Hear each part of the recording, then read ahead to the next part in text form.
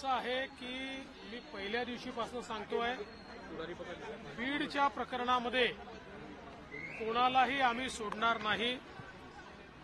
ज्याचा ज्याचा संबंध आढळेल, ज्या ज्या प्रकरणात आढळेल त्या प्रत्येकावर या ठिकाणी कारवाई करण्यात येईल. अतिशय कडक कारवाई करण्यात येईल. गुंडांचं राज्य आम्ही चालू देणार नाही.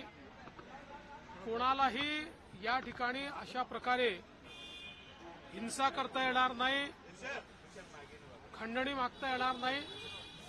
या दृष्टीने तपास अतिशय गतिशील केलेला आहे आणि त्यामुळेच आज त्यांना त्या ठिकाणी शरणागती पत्करावी लागली आहे.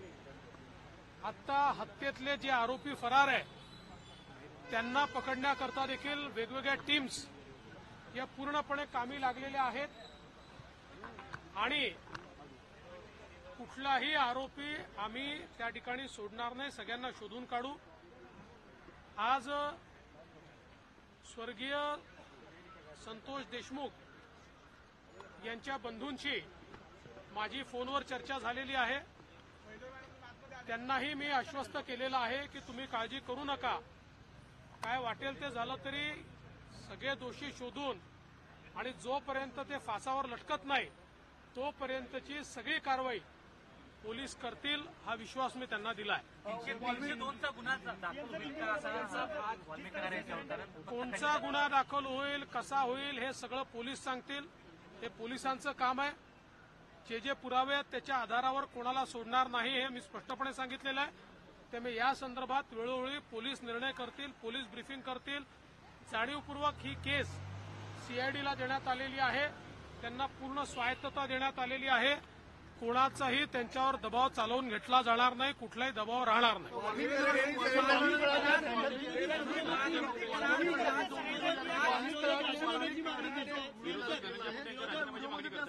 की माझ्यावरती जी कारवाई केली जाते ती राजकीय कोणी काही म्हणत असलं तरी पोलीस जो काही पुरावा आहे या पुराव्याच्या आधारावरच या ठिकाणी कारवाई करतील. त्यामुळे कोण व्हिडिओत काय म्हणताय, कोण काय म्हणत नाही हा विषयच नाही. विषय हा आहे जिथे पुरावा आहे त्याला सोडलं जाणार नाही.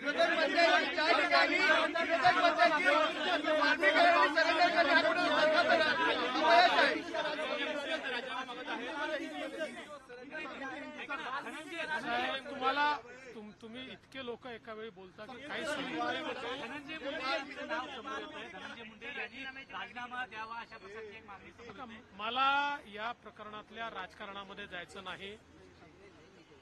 मी पहिलेपासून सांगतो, कोणाही विरुद्ध पुरावा असेल तर द्या. ज्याच्या विरुद्ध पुरावा असेल आम्ही शोधतोय. कोणाजवळ दुसऱ्या जो असेल त्यांनी पण द्यावा. पण माझ्याकरता स्वर्गीय संतोष देशमुख यांच्या हत्येला कारणीभूत लोकांना शिक्षा होणे हे महत्वाचं आहे. काही लोकांना केवळ राजकारण महत्वाचं आहे. त्यांचं राजकारण त्यांना लखलाभ. त्यांच्या राजकारणाने मला वाटत नाही की काही फार त्याच्यात काही फायदा होईल. त्यामुळे मला कुठल्याही राजकीय वक्तव्यामध्ये जायचं नाही. त्याचं समर्थनही करायचं नाही, त्याचा विरोधही करायचा नाही. हे राजकारण त्यांनी त्यांच्या ठिकाणी करत राहावं. मात्र आमची भूमिका स्पष्ट आहे. स्वर्गीय संतोष देशमुख यांना न्याय मिळवून द्यायचा, तो आम्ही मिळवून देऊ.